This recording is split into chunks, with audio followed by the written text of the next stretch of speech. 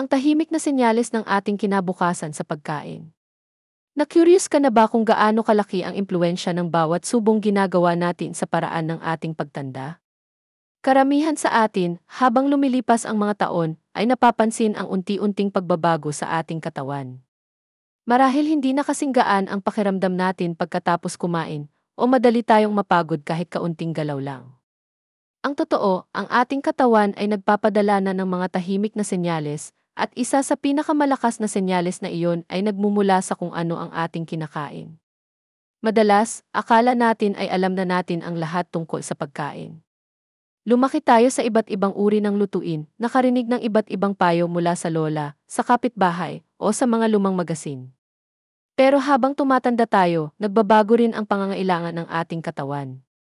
Ang dati nating kinakain ng walang problema ay baka hindi na angkop ngayon. At doon nagsisimula ang dalawang karaniwang pagkakamali sa diet ng mga nakatatanda. Mga pagkakamali na, kung hindi natin matutukoy at maiiwasan, ay maaaring makaapekto sa ating kalusugan at lakas, at sa huli, sa ating kalayaan at kagalakan sa buhay. Hindi ito tungkol sa mahigpit na pagbabawal o pagbibilang ng bawat kalori. Ito ay tungkol sa pag-unawa sa sarili nating katawan at paggawa ng matalinong pagpili na magpapalakas sa atin, sa loob at labas. Isipin mo, ang bawat desisyon sa pagkain ay isang pamumuhunan sa iyong kinabukasan. Gusto ba nating mamuhunan sa isang kinabukasan na puno ng enerhiya, linaw ng isip at kakayahang gawin ang mga bagay na mahal natin? O sa isang kinabukasan na puno ng pagod at limitasyon? Ang pagpili ay nasa atin, at ang magandang balita ay, hindi pa huli ang lahat para simulan ang pagbabago. Ang unang pagkakamali na madalas nating hindi napapansin ay ang kulang sa sapat na protina at hibla, fiber, sa ating pagkain. Ito ang dalawang nutrient na napakahalaga habang tayo ay nagkakaedad, ngunit madalas itong napapabayaan. Bakit? Kasi siguro hindi natin masyadong nararamdaman ang tigutom tulad ng dati, o mas gusto natin ang mga pagkain na madaling kainin at lutuin, madalas ay ang mga pagkain na kulang sa protina at hibla. Isipin mo ang iyong mga kalamnan. Sila ang nagbibigay sa iyo ng lakas para bumangon sa umaga, maglakad-lakad, at kahit magbuhat ng iyong mga apo. Habang tumatanda tayo, natural na nababawasan ang ating muscle mass, isang proseso na tinatawag na sarcopenia. Ngunit alam mo ba na ang prosesong ito ay maaaring mapabilis kung hindi tayo kumakain ng sapat na protina? Ang protina ang building blocks ng ating mga kalamnan. Kung kulang ito, para ka lang nagtatayo ng bahay na walang sapat na ladrilyo.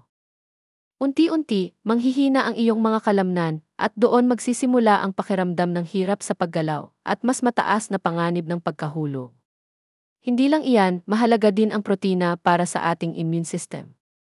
Kapag malakas ang ating immune system, mas mahirap tayong magkasakit at mas mabilis tayong gumaling. Sino ang gustong maging madaling dapuan ng sakit, di ba? Tapos, mayroon din tayong hibla o fiber. Madalas, iniisip lang natin ang fiber para sa pagdumi.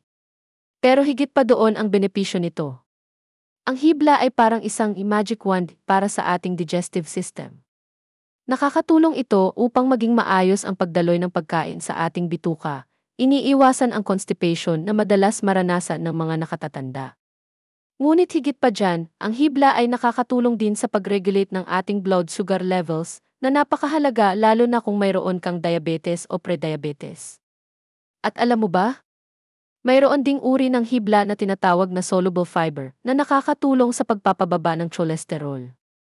Isipin mo na lang ang mga maliliit na himala na nagagawa ng hibla sa ating katawan. Hindi lang sa pagdumi, kundi sa pagpapanatili ng kalusugan ng puso at pagkontrol ng asukal sa dugo.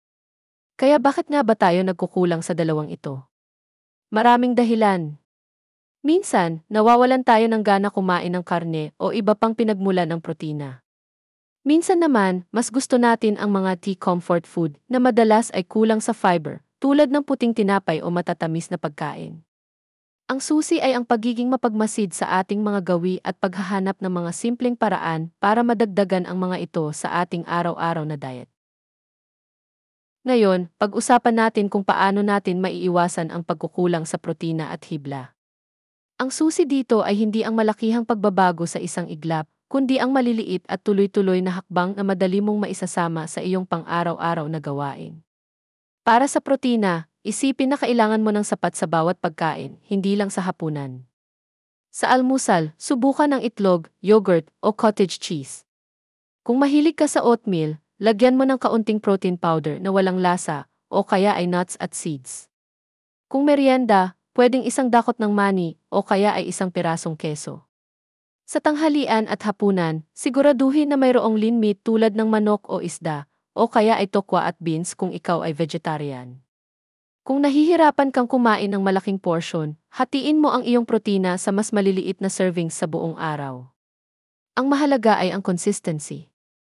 Ang bawat small bite ng protina ay nag-aambag sa pagpapatibay ng iyong mga kalamnan at pagpapanatili ng iyong lakas.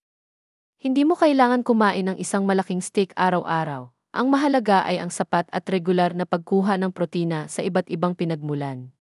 Para naman sa hibla, ang pinakamadaling paraan ay ang pagdaragdag ng mas maraming prutas, gulay at buong butil sa iyong diet.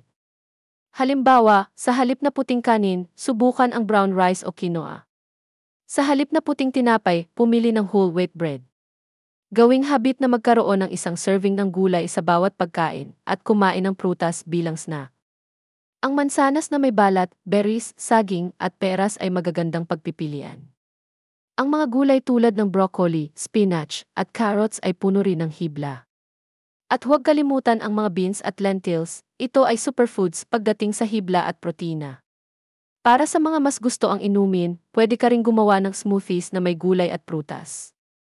Ang importante ay maging malikhain at hanapin ang mga paraan para maisingit ang mga ito sa iyong kinakain nang hindi mo nararamdaman na pinipilit mo ang sarili mo.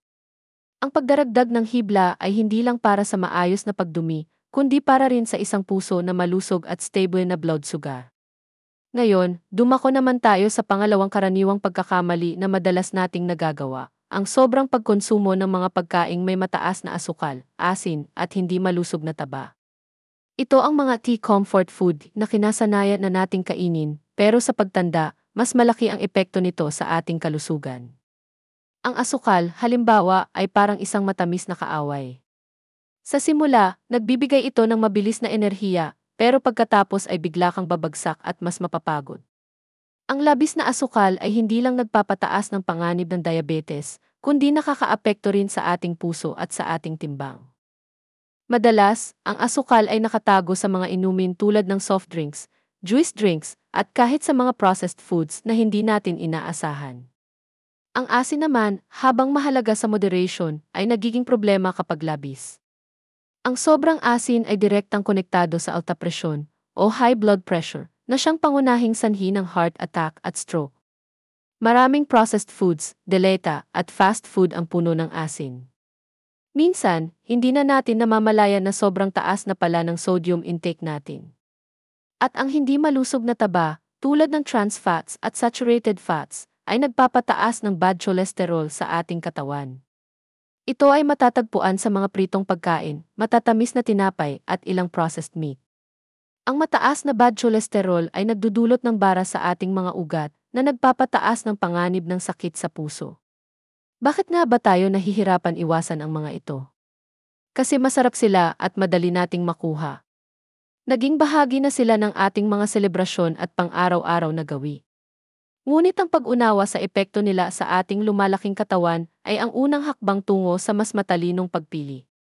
Hindi ito tungkol sa ganap na pag-aalis, kundi sa pagiging mas maingat at paghahanap ng mas malusog na alternatibo. Ngayon, paano natin maiiwasan ang bitag ng mga pagkaing puno ng asukal, asin, at hindi malusog na taba nang hindi natin nararamdaman na nawawalan tayo ng kaligayahan sa pagkain? Ang susi ay ang pagiging mapanuri at paghahanap ng mas malusog na kapalit. Para sa asukal, simulan sa pagbabasa ng nutrition labels. Magugulat ka kung gaano karaming nakatagong asukal sa mga bagay na hindi mo inaasahan, tulad ng sauces, breakfast cereals, at kahit tinapay. Sa halip na matatamis na inumin, uminom ng tubig, herbal tea, o tubig na may hiwa ng prutas tulad ng lemon o pipino. Kung mayroon kang craving sa matamis, subukan ang prutas. Ang saging, mansanas, o berries ay natural na matamis at puno pa ng nutrients at fiber. Kung kailangan mo talagang ng dessert, subukan ang mga homemade na bersyon na may mas kaunting asukal o gumamit ng natural sweeteners tulad ng stevia o kaunting honey. Ang pagbabawas ng asukal ay hindi lang makakatulong sa iyong timbang at blood sugar, kundi pati na rin sa iyong enerhiya at mood. Hindi mo kailangan itigil agad, unti-unting bawasan ang iyong pagkonsumo. Para naman sa asin, maging maingat sa mga processed foods, delata, at fast food dahil ito ang pinakamalaking pinagmumulan ng sodium sa ating diet. Sa halip na umasa sa asin para sa lasa, gumamit ng mga halamang gamot at pampalasa tulad ng bawang, sibuyas, luya, at iba't ibang herbs. Maganda rin ang paggamit ng lemon juice o suka upang magbigay ng lasa sa iyong pagkain. Kapag namimili sa grocery, hanapin ang mga produkto na mailabel na low sodium POT no salt added. Kung nagluluto sa bahay, ikaw ang may kontrol sa dami ng asin na ilalagay mo. Unti-unting bawasan ang asin sa iyong niluluto at magugulat ka kung paano masasanay ang iyong panlasa sa mas kaunting asin. Pagdating sa hindi malusog na taba, ang focus ay ang pagpapalit ng bad fats sa good fats. Iwasan ang mga pritong pagkain at sa halip ay pumili ng inihaw, nilaga, o steamed na mga pagkain. Sa halip na mantika na mataas sa saturated fats, gumamit ng olive oil o avocado oil sa pagluluto. Isama sa iyong diet ang mga pagkaing may healthy fats tulad ng avocado, nuts tulad ng almonds o walnuts, at fatty fish tulad ng salmon at tuna. Ang mga good fats na ito ay mahalaga para sa kalusugan ng puso at utak, at nakakatulong pa na makaramdam ka ng busog. Ang paggawa ng matalinong pagpili sa pagkain ay isang paglalakbay, hindi isang karera. May mga araw na madali at may mga araw na mahirap. Ang importante ay ang pagiging consistent sa paggawa ng mga maliliit na pagbabago na magtatagal. Ang bawat malusog na pagkain na iyong pinili ay isang hakbang tungo sa mas mahaba, mas malakas, at mas masayang buhay. Tandaan, hindi ito tungkol sa pagiging perpekto, kundi sa pagiging mas maingat at mas mapag-aruga sa iyong sarili. Ang iyong katawan ay isang templo, at ang iyong kinakain ay ang fuel na nagpapatakbo dito. Kapag pinili mo ang masusustansyang pagkain, hindi mo lang pinapakain ang iyong katawan, kundi pinapakain mo rin ang iyong kaluluwa, ang iyong enerhiya, at ang iyong kakayahang mas lubos na tamasahin ang bawat araw. Ang bawat desisyon sa pagkain ay isang pagkakataon upang mamuhunan sa iyong kinabukasan, isang pagkakataon upang sabihin sa iyong sarili, karapat-dapat ako sa isang buhay na puno ng lakas at kagalakan. Aling sa mga pagbabagong ito ang tingin mo ay madali mong masisimulan ngayon? Ibahagi ang video na ito sa iyong kaibigan na mahilig mag-diet at magsimula tayong magkasama sa paglalakbay na ito tungo sa mas malusog na pamumuhay. Ngayon, marahil ay iniisip mo, madali lang sabihin, pero paano ko ito sisimulan? Ang hamon sa pagbabago ay nasa pagiging consistent at sa pagiging mapagpasensya sa iyong sarili. Hindi mo kailangang gawing perpekto ang lahat sa isang iglap. Ang bawat maliit na hakbang ay mahalaga. Tandaan, ang paglalakbay tungo sa mas malusog na pamumuhay ay isang marathon, hindi isang sprint. Una, simulan sa isang maliit na pagbabago bawat linggo. Halimbawa, sa linggong ito, subukan mong magdagdag ng isang serving ng gulay sa bawat hapunan. Sa susunod na linggo, baka subukan mong palitan ang isang matamis na inumin ng tubig. Ang mga maliliit na pagbabagong ito ay magtatambak at magdudulot ng malaking pagkakaiba sa katagalan. Huwag kang magpadala sa pakiramdam na kailangan mong gawin ang lahat ng sabay-sabay. Ang pagiging agresibo sa pagbabago ay madalas na nagiging sanhi ng pagkabigo at pagbalik sa dating gawi. Ang pagiging dahan-dahan at tuloy-tuloy ang susi.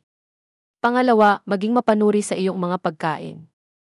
Sa susunod na mamimili ka sa grocery, gumugol ng kaunting oras sa pagbabasa ng nutrition labels. Magugulat ka sa mga matutuklasan mo.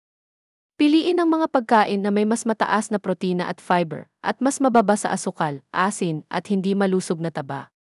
Hindi mo kailangang maging eksperto sa nutrisyon, sapat na ang maging mas may kaalaman sa kung ano ang iyong inilalagay sa iyong katawan.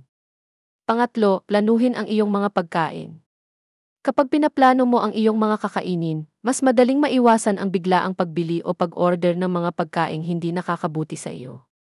Maaari kang maghanda ng mga malulusog na snacks o magluto ng mas marami sa hapunan para may matira sa tanghalian kinabukasan.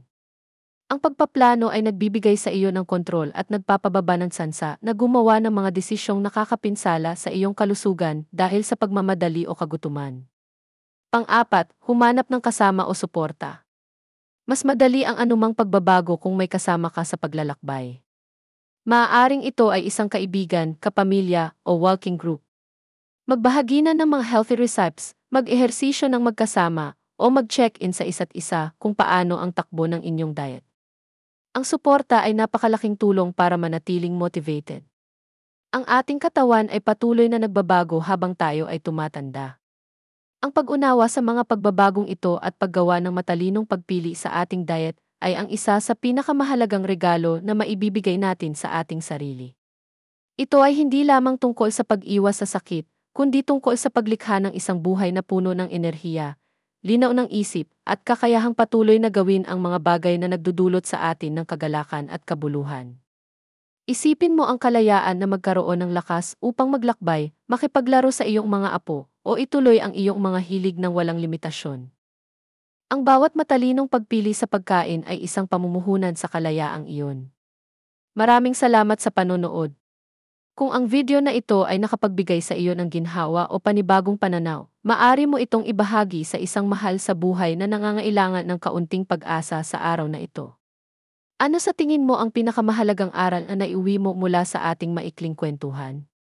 Kung nais mong makatanggap pa ng mga ganitong kwento ng pag-asa at pagninilay, maaari mong pindutin ang like at subscribe. Malaking tulong ito upang mas marami pang seniors ang makakita ng ganitong uri ng nilalaman. Salamat po at sana ay palagi kayong nasa maayos